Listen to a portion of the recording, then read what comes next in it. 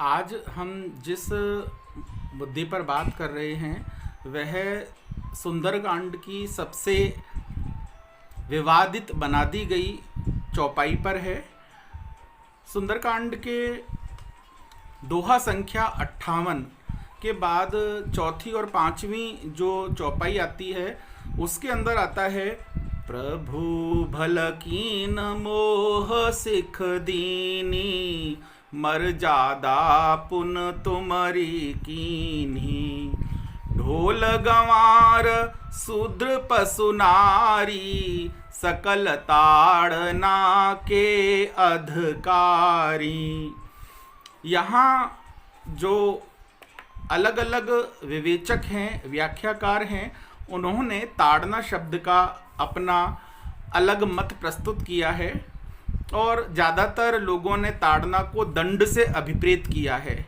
और इस आधार पर तुलसीदास जी की आलोचना करने से भी कई दुस्साहसी मनुष्य नहीं चूकते हैं, अपितु वे पंक्ति का, चौपाई का समुचित अर्थ जानना नहीं चाहते या जानते नहीं या जानकर भी अनजान बने रहते हैं। आइए इसी विवाद से मुक्त होने का हम प्रयास करें।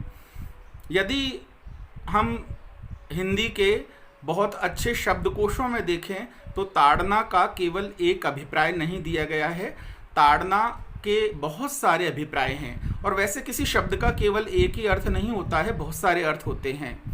यहाँ ताड़ना का एक अर्थ दंड है, लेकिन ताड़ना के साथ जो प्रसंग आया है, यदि हम ऊपर की पंक्ति में देखते हैं तो ऊपर की चौपाई में बिल्कुल स्पष्ट कहा गया है, प्रभु भल कीन मोह सिख दीनी। अर्थात जो समुद्र है भगवान राम से कह रहा है कि राम आपने बहुत अच्छा किया जो मेरे को शिक्षा देने के लिए। तो यहाँ जो ताड़ना का अभिप्राय है वो सीख से है। प्रसंग स्वयं कह रहा है सिख दीनी, लेकिन जबरन हम उसके अंदर यदि ताड़ना का अभिप्राय कुछ अन्य देखना चाहें तो विवाद जन्म लेता है। ताड़ना शब्द के कई अर्थ हैं, जैसे पूर्व अनुमान लगाना। गांव के अंदर कई ग्रामीण हमारे भाई जब कई जानवरों का सौदा करने जाते हैं तो कहते हैं मैं जानवर को ताड़ गया, ये दूध देगी नहीं देगी, या भैंस ये अच्छी है या गाय ये अच्छी है। अर्थात पूर्व अनुमान लगाते हैं या किसी चीज़ के बारे में भांपते हैं, या हम ज्ञात करने या शिक्षा देने को भी ताड़ना के अभिप्राय के अंदर देखते हैं। अर्थात केवल दंड देना ताड़ना का अभिप्राय नहीं होता है। कोई काम करने से पहले हमें ताड़ लेना चाहिए, अर्थात हमें पूर्व अनुमान लगा लेना चाहिए कि हम उस कार्य को करने में कितने सफल होंगे। प्राय ये अर्थ लिया जाता है ताड़ना का। अब लोग कहते हैं कि एक अर्थ होता है ताड़ना का अलग करना भी, उसने ताड़ लिया, अलग कर दिया। अगर अलग कर दिया तो यहाँ एक विष्णु पुराण का मंत्र आता है, सा विद्या या विमुक्तये। अर्थात विद्या वह है जो व्यक्ति को अज्ञान से मुक्त करती है। ताड़कर भी व्यक्ति को अज्ञान से मुक्त किया जाता है, शिक्षा दी जाती है। या यदि जो लोग कहते हैं कि हम तो दंड के रूप में ही ताड़ना का अर्थ लेंगे, तो दंड किसके पास होता था? दंड होता था दंड के अधिकारी के पास। और दंड अधिकारी नाम किसका था? न्यायाधीश का। वह ताड़ने का अधिकार रखता था। ताड़ने का अभिप्राय होता था न्याय करना। लेकिन हम इन सभी अर्थों से केवल एक ही अर्थ को लेकर चर्चा करें। यदि ताड़ना का अभिप्राय पूर्व अनुमान लगाना, भांपना, ज्ञात करना, किसी की क्षमताओं को पता लगाना, इस अर्थ में यदि हम देखते हैं तो ढोल, आपने देखा होगा कई लोग जो ढोलक बजाते हैं या तबला बजाते हैं, ढोल बजाते हैं, तो वो पहले उसके दोनों पृष्ठों को बजाकर देखते हैं, ठोकते हैं, रस्सी को खींचते हैं। क्या कर रहे हैं वो ढोल को ताड़ रहे हैं, ढोल की क्षमताओं का पूर्व अनुमान लगा रहे हैं। यदि ढोल की क्षमताओं का पूर्व अनुमान नहीं लगाया गया तो निश्चित रूप से ढोल बहुत अच्छी ध्वनि नहीं देगा, अर्थात ढोल को पहले ताड़ा जाता है। ठीक वही अर्थ है गंवार के लिए। आज की जीवन पद्धति में हम गंवार प्राय उसे बोल देते हैं जो गांव का है या मूर्ख है, उसे गंवार बोल देते हैं। अपितु सामान्यतः यदि हम देखें तो दो शब्द हैं, नागरिक और ग्रामीण। नगर में रहते थे वो नागरिक कहलाते थे और जो गाँव में रहते थे वो ग्रामीण कहलाते थे। ग्रामीण एक तत्सम शब्द है और ग्रामीण का ही तद्भव हुआ शब्द है गंवार। जो लोग गांव में रहते थे, चूंकि हमारे गांव हैं वो कृषि प्रधान थे, पशुपालन प्रधान थे, मुख्यतया उन सभी ग्रामीणों का जो व्यवसाय था वो कृषि पर आधारित या पशुपालन पर आधारित था। लेकिन चूंकि मानसून पर आधारित कृषि और पशुपालन रहता है, ऐसी स्थिति के अंदर कई बार जब अकाल पड़ते थे, सही समय वर्षा नहीं होती थी, अतिवृष्टि या अनावृष्टि होती थी, ऐसी स्थिति में उन ग्रामीणों को शहर में आकर कार्य करने पड़ते थे, नगर में आकर कार्य करने पड़ते थे। कोई पुताई का काम करता था, कोई मजदूर का काम करता था, कोई मरम्मत का काम करता था, बेलदार का काम करता था। वो उन कामों को जानते नहीं थे। इसका मतलब है हम उनसे काम करवाते थे तो हम उनको ये अधिकार दें कि उनकी क्षमताओं का हम पूरा अनुमान लगाएं कि वो क्या इस काम को कर सकते हैं, और नहीं कर सकते हैं तो हम उनको सीख दें, शिक्षा दें। क्योंकि इस प्रसंग में ऊपर की पंक्ति बिल्कुल स्पष्ट कह रही है, प्रभु भल कीन मोह सिख दीनी। जो ग्रामीण है और जिस काम को नहीं जानता है, हमें उसको उसकी शिक्षा देना चाहिए। वो उसका क्या है? अधिकारी। हाँ, जो अधिकार देना चाहते हैं उनको इस पंक्ति से विरोध नहीं होगा, लेकिन जो इन लोगों को अधिकार नहीं देना चाहते उनको इन पंक्तियों से विरोध जरूर होगा। अतः ग्रामीण क्या है? अधिकारी है।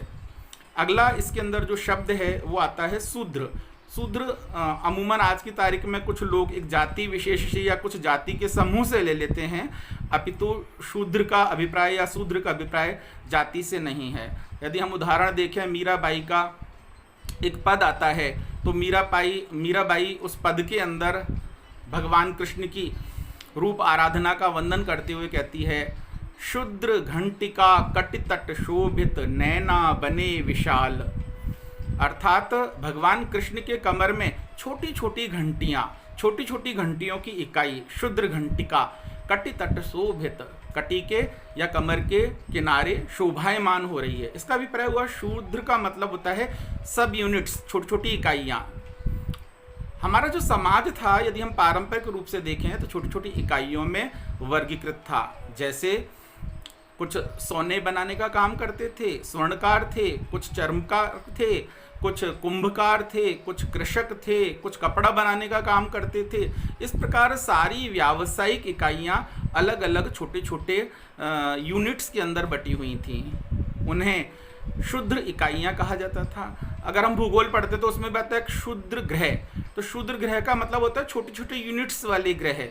उनका मतलब किसी जाति विशेष से नहीं होता है, लेकिन जबरन इस शब्द को जाति विशेष से जोड़ना केवल विवाद को जन्म देने के लिए किया जाता है। तो जो छोटी यूनिट्स के अंदर वर्गीकृत सामाजिक संरचना है, उन लोगों की क्षमताओं का भी हमें पूर्व अनुमान लगाकर हमें कार्य करवाना चाहिए। उदाहरण के लिए, यदि कोई लोहे का काम करता है तो हम उसको यदि सोने का काम करने के लिए देंगे तो वो उतना अच्छे कौशल से नहीं कर सकता, और कोई सोने का काम करता है उसको हम कोई मटके बनाने का, कुम्हार का काम देंगे तो बहुत अच्छी तरह से नहीं कर सकता है। इसका अभिप्राय ये हुआ कि जितनी भी सब यूनिट्स हैं, छोटी इकाइयां हैं, क्षुद्र इकाइयां हैं, इनके जो परस्पर लोग हैं, उन लोगों से कार्य कराने से पूर्व उनको उस कार्य क्षेत्र की स्किल्स और उसकी नॉलेज है या नहीं है तो उसकी हमें सीख देनी चाहिए। इसका हमें पूर्व अनुमान लगा लेना चाहिए, ये चौपाई कहती है। इसके बाद पशु आता है शब्द, पशु या पशु। आप देखेंगे पारंपरिक रूप से विश्व के अंदर सभी देश जो अपना कार्य करते थे वो पशु के माध्यम से करते थे, चाहे वो युद्ध हो, चाहे वो व्यापार हो, चाहे वो आवागमन हो, यातायात की व्यवस्था हो। और यहाँ तक कि हमारे यहाँ जो मोटर आज भी कार्य करती है उसको हॉर्स पावर्स के नाम से जाना जाता है। तो जब भी पशु से भी हमें काम लेना होता था तो अभी हम उसकी क्षमताओं का पूर्व अनुमान लगाते थे। युद्ध के पशु अलग होते थे और परिवहन के पशु अलग होते थे। परिवहन के पशु को आप युद्ध में काम नहीं ले सकते, और युद्ध में काम लेने वाले पशुओं को आप परिवहन में या कृषि में काम में नहीं ले सकते। अर्थात पशु की भी क्षमताओं का पूर्व अनुमान लगाना बहुत जरूरी है, ये चौपाई स्पष्ट करती है। लेकिन सबसे विवादित बात आती है नारी को लेकर और उसको ताड़ना को लेकर, और लोग कहते हैं कि तुलसीदास जी ने जबरदस्ती नारी को दंडित करने के लिए ये पंक्ति लिखी है। देखिएगा, जिस प्रकार से ढोल का अधिकार है, गंवार का अधिकार है, शूद्र का अधिकार है, पशु का अधिकार है, इसी प्रकार से नारी भी अधिकार रखती है। नारी दो पारिवारिक संरचनाओं के अंदर गुथी हुई एक बेहतरीन संरचना ईश्वर के द्वारा निर्मित की गई है।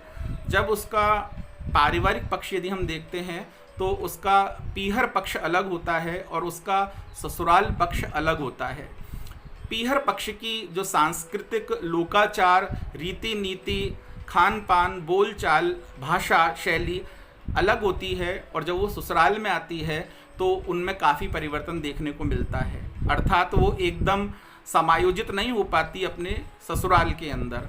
अर्थात जब ससुराल में नारी आती है तो उसको भी आप पूर्व अनुमान लगाइए कि उसका पूर्व का जीवन कैसे था, पूर्व की सांस्कृतिक लोकाचार और पारिवारिक परिस्थितियां कैसी थीं, और अब उसे हम किस रूप में स्थान दे रहे हैं। अर्थात नारी भी इस हक को प्राप्त करने की अधिकारी है। अर्थात हमें इन सभी की क्षमताओं का, इन सबकी पृष्ठभूमियों का, इन सबके कार्य कौशलों का पूर्व अनुमान लगाना चाहिए, और यदि कुछ हमें अंतर दिखता है तो उसके लायक इनको प्रशिक्षण या सीख देनी चाहिए।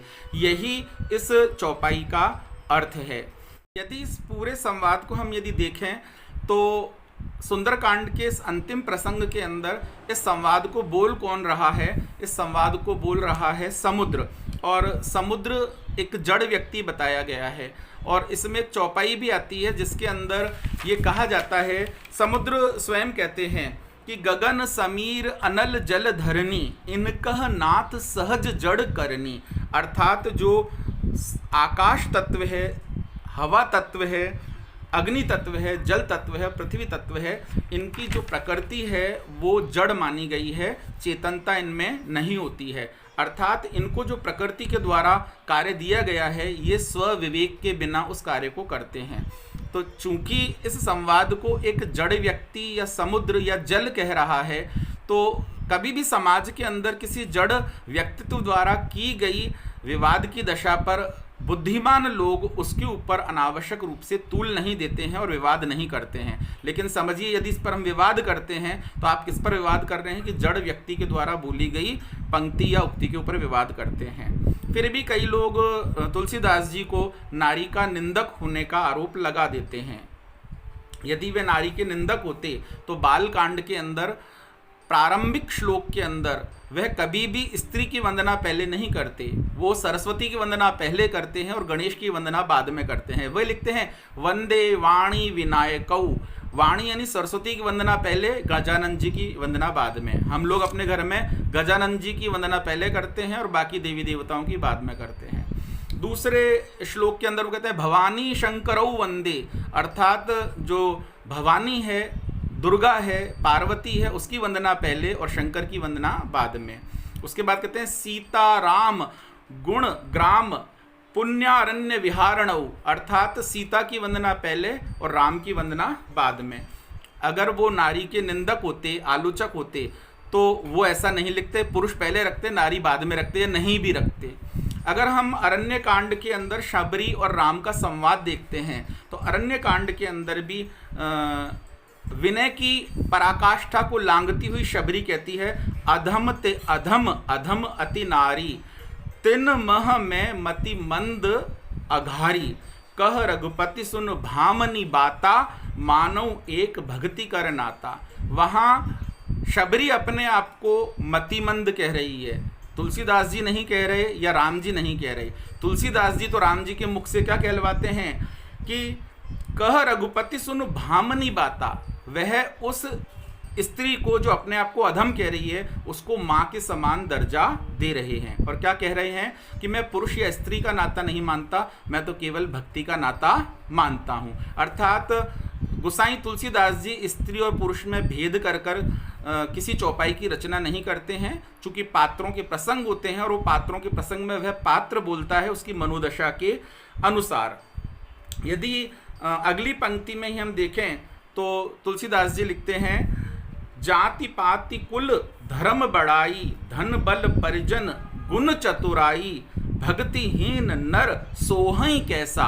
यहाँ नारी की बात नहीं आ रही है, किसकी बात आ रही है? नर की बात आ रही है। भक्तिहीन नर सोयही कैसा, जल बिनु जल बारिद देखई जैसा। बिना बादल का, बिना पानी का बादल जैसा होता है वैसा नर होता है या मनुष्य होता है। इसका अभिप्राय हुआ रामचरितमानस के अंदर तुलसीदास जी पुरुष और स्त्री में भेद नहीं करते हैं। अपितु गोसाई तुलसीदास जी नारी के कितने बड़े समर्थक हैं, नारी हित और अधिकारों के कितने बड़े समर्थक हैं, इसका एक दृश्य आप किष्किंधा कांड के दोहा संख्या 8 के बाद 7वीं चौपाई के अंदर देख सकते हैं, जब बाली और राम का संवाद चलता है और बाली भगवान राम से कहता है, मैं बैरी सुग्रीव प्यारा अवगुण कवन नाथ मुई मारा।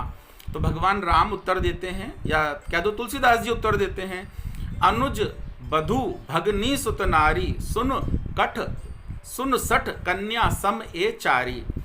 इन्हीं कुदृष्टि बिलोकई जेई ताही बधे कछु पाप न होई। अर्थात जो स्त्री पर कुदृष्टि रखता है उसको यदि वध भी कराना पड़े तो ईश्वर उसको पाप नहीं मानता है। इसका अभिप्राय हुआ कि नारी के सम्मान के प्रबल समर्थक गोसाई तुलसीदास जी हैं।